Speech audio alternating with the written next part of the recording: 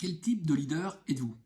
Il existe sur le marché énormément de modèles de personnalité dont plusieurs reprennent le concept des 4 couleurs, notamment le modèle DISC ou le modèle HBD Herman.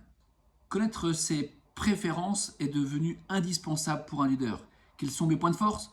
Quels sont mes points de vigilance? Quelles sont les situations qui ont tendance à me stresser? Et comment, dans ces situations, ai-je tendance à réagir? Apprivoiser toutes ces situations est devenu absolument indispensable pour être capable de tenir la bonne posture.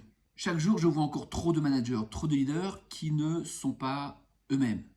Les couleurs que l'on voit d'elles et eux sont-elles le vrai reflet de la personnalité?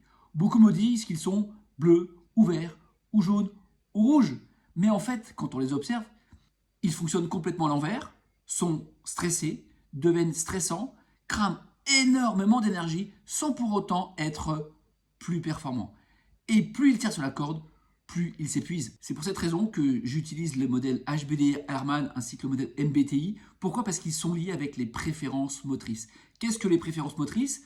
C'est un profilage du corps qui permet de faire le lien avec votre profil de préférence motrice et votre profil de préférence mentale. Et ce qui est chouette, c'est que le corps ne ment jamais. Ainsi, le leader, le manager, sait faire la distinction entre son profil inné, celui dans lequel il sera le plus performant sans cramer de gaz d'énergie, et son profil adapté, les situations dans lesquelles il doit être vigilant, et pour cela, il va apprendre à apprivoiser ces situations pour mettre en place les bonnes postures. Alors, quel est votre vrai moi? Quelles sont vos vraies couleurs? Et si vous faisiez votre profilage? À bientôt.